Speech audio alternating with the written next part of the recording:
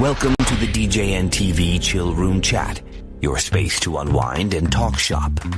This episode is sponsored by MadeByDJs.com, innovative tools designed specifically by DJs for DJs. DJEventPlanner.com, the industry standard for streamlining your business and booking faster. And DJRequests.com, the easiest way to manage your dance floor's vibe in real time. Support the show by using our Amazon affiliate link at DJNTV.com/Amazon. Now, let's get into the mix.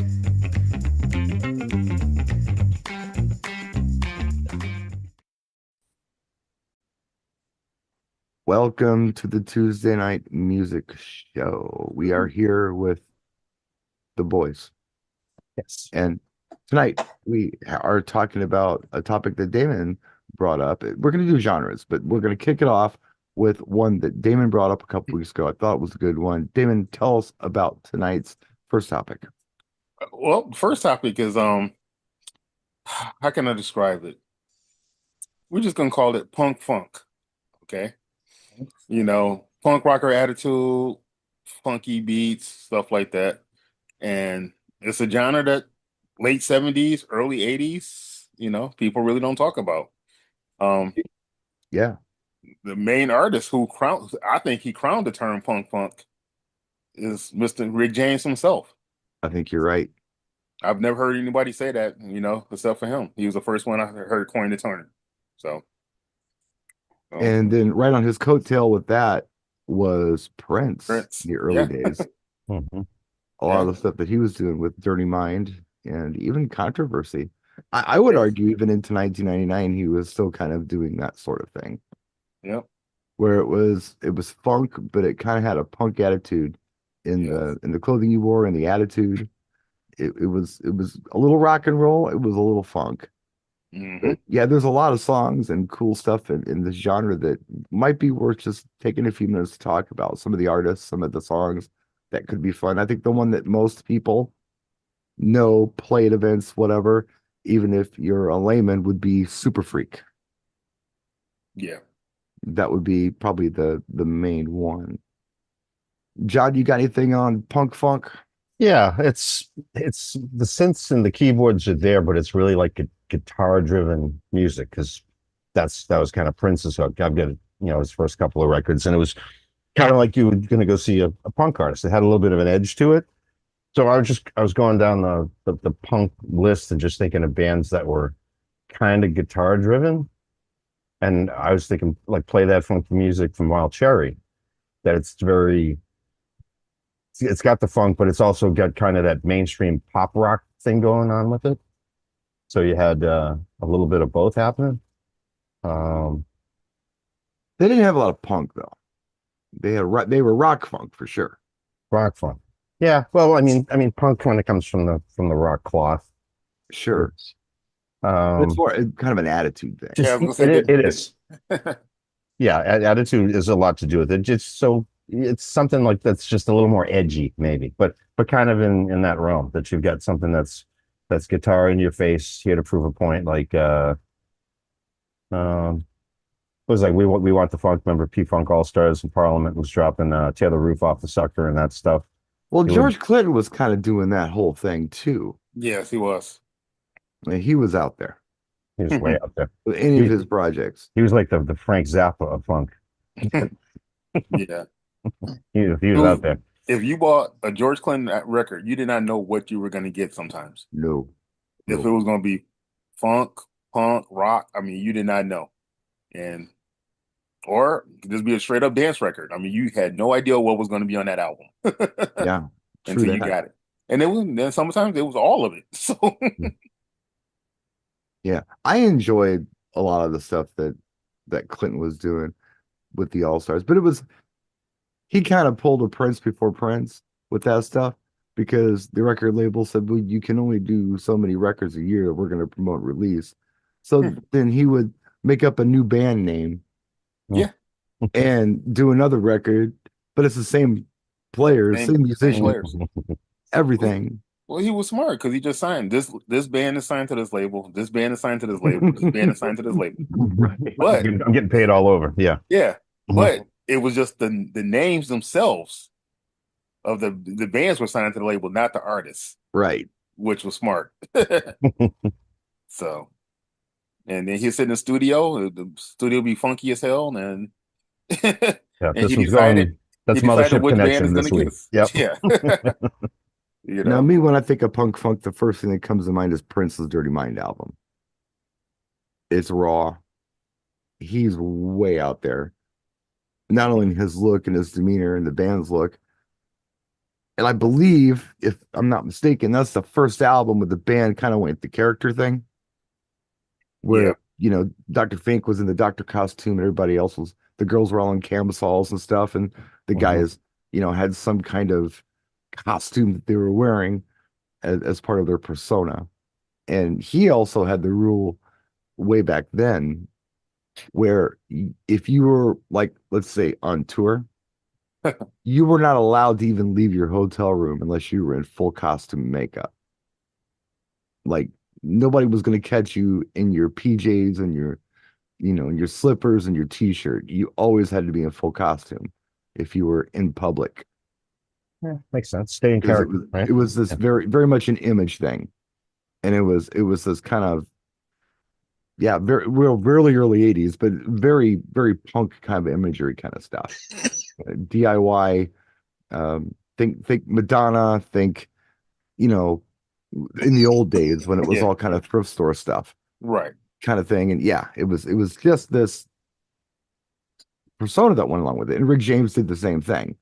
I mean, Rick was always dressed a bit different. Lavish. You weren't going to find, you know, Rick's outfit at Kohl's. It's just No, not at all. no. Oh, He went part vintage, part motorcycle store, part vintage place, and you know, and the African braiding hair salon. I mean, he had it all. right. But you were talking about some other artists that you could consider punk funk too. Yeah. Well, another one I could say, Red Hot Chili Peppers. I mean, Yeah.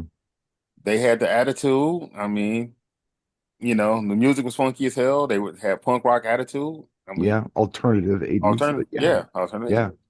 I mean, hell, Flea as a bass player. Oh my God.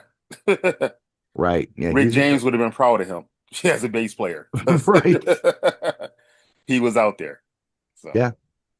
And they did remakes of things like yeah. Higher Ground, you know. Yes. So they were going back to the original R&B funk roots of Yes. things, but bringing that kind of punk alternative mentality to it. Mm-hmm. Eric brings up Talking Heads. And you know, maybe not, I don't, maybe Talking Heads, but definitely Tom Tom Club, Yes. which was Tina, and her husband, who was also in the band, and some other players. Yeah, that Well, was kind of explain to them who Talking Heads are for the listeners who may not know. well, Oh, Talking Tom Club. I'm sorry. Tom Tom Club. Accent. What is this? There were some members of Talking Heads, along with some other folks, that went down to Jamaica, smoked a lot of pot, and made an album. Is there anything else I need to add to that? Nope, that's it. That Tina, the buttons it up bass pretty player, nicely. Yeah. is the one who came up with that iconic bass line that every hip hop aficionado knows. Many have sampled and used. It was a little white girl who did this from the Talking Heads. That was her bass line, and she wrote it and she played it. And the song is a lot of it's about James Brown Yes. and his lifestyle. What you gonna do when you get out of jail? I'm gonna have some fun. What do you consider fun? Fun, natural fun. That was all James Brown quotes. Yep. That they threw in there. So yeah, I think that would be kind of considered that kind of thing. And a lot of the early 80s stuff was that. And there were a lot of imitators. But I feel like Rick James specifically and Prince, well, yeah, the time. Yeah. For sure, the time. But that was Prince also. But they held on to that for a few albums. They held on to that for at least the first half of the 80s. That whole punk fuck mentality. Prince brought into 1999. That's that far.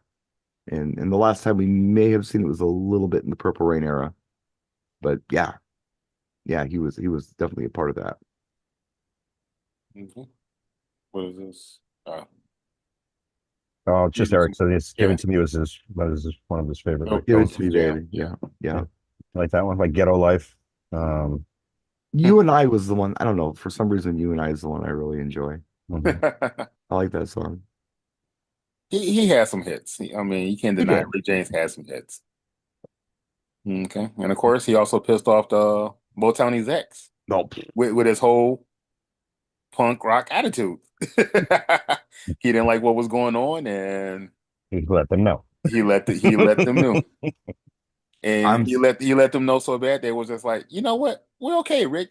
You do you, and hey, you know, you still got that guy Lionel's number. Give him a Yeah. call. we're gonna put our money with We're him. gonna put our money behind him.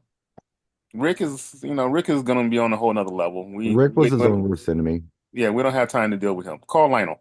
Yeah. In the words in the words of Rick James, cocaine's a help drug. Yes. So, and the thing about it that I'm actually maybe a little salty about was I saw the potential. Oh, big time. And it's not like he was a kid. Rick was well Oh. into his 30s when, he was having solo success. Yes. And one of his best songs that he ever wrote and produced, and he did a wonderful job with it, in my opinion, Mary Jane Girls in My House. I think that's an amazing song. And that was coming out around the same time Sheila E.'s Glamorous Life was coming out. So Prince was doing stuff and Rick was doing stuff, and they were both really, really good. And it's like, oh, who's gonna take the crown? And Rick just drops off. So Right. Well, Rick had the side project and Prince had like 15 of them. So, I mean, Yeah. in terms of the output between the family and everything else that Prince had fingers. yeah, he had the time. He was Vanity doing thing, Apollonia, and, yes, or Vanity, whichever, same kind of thing. But Mhm. it was all into a means. But it was cool that Rick wrote music with the female voice, just like Prince did. That was kind of neat. And he was so good at it. The songs were catchy and they had great hooks, and they were crossover tracks all day long. They were on the R&B chart. They were on the pop chart. They didn't just live in one place. They were really, really, really good. I wish Rick just would have kept his crap together long enough to give us some more diamonds like that, because he had it in him. He was just too damn high to do it. And plus, I think Prince was out for revenge after after Rick James stole Prince's keyboards on tour one time. He was just like, Prince was like, you know what? I'm gonna show you. How it all started was my understanding of it is that Prince was opening for Rick James. Yes. But Prince was upstaging him every night. And Rick didn't like that. And that's when Rick started, stealing keyboards and doing that kind of foolish sabotaging him. Yeah. So Rick's like, you take it down a notch. It's like, nope, we're gonna rock it. But yeah, I mean, Rick had the ego. But he had been around for a long time, man. I mean, he was doing Minderbird stuff with Neil Young in Canada. Yes. Like back in the 60s. Mm-hmm. Wow. I mean, he'd been around for a while. It's not like he was a new kid on the block. He was a grown man, and he had experience, but he also had the ego, and cocaine's a help drug. And a temper. Yeah. Yeah. Fun genre, though. It's a fun one to look at, and there are a song or two that you can use from there, even as a DJ, but just for your own personal listening. Check it out. It's a lot of fun. It's a lot of fun. Mm-hmm. What was the other category we was talking about? The other genre. I just wanted to leave it open. Okay. No, I remember we talked about something else, but I can't remember. I did have a suggestion. I'm not sure if you consider him funk, even though one of his songs had funk in the title. Sylvester. Yeah, kinda. Yes. Yeah, you're right. So he had the song "Do You Want a Funk?" Do you want a funk? Mm-hmm. Yeah, and he was way out there. Yeah. Yeah. Kinda, yeah. he was a little more polished in his look, even though it was What's the song "You Make Me Feel"? yeah, But that's the only two songs I know by him. Well, those were his biggest too. those were his big ones. Yeah. Those were his big ones. He did other things. I'm sorry. You Make Me Feel is still one of my guilty pleasure songs, you know. And when I hear it, I just turn it up in the car and just go balls out singing. So Yeah, it's a cool track. it's a great track. I mean, there were others. There were others that tried to do it. They tried to pull off the look, but the feel wasn't there. You saw a lot of it. But you know what? Another group, I can't say they're really punk funk, but they were kind of trying to follow that same attitude a little bit, was actually Grandmaster Flash and Melly Mel, the Furious Five. If you look at their first album, they were dressing like punk rockers and stuff like that, and just You're right. And now that you mention it, I'm thinking Blondie with Rapture. yeah.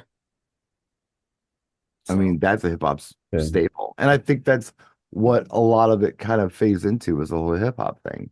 Yeah. Yeah, 80, 81. That's everybody was doing it. I remember the Flash album cover. They're all in like jean jackets with studs and spikes and Right. Yeah. I'm like, this doesn't look very rap. And then I'm Yeah. reckoning a Scorpio. I'm like, is this an EDM band? What's this just dance shit? It's Well, okay, so to clarify, hip hop was punk. It yeah. was very punk. It was DIY, and everybody was just kind of trying things, see what worked. There were no rules.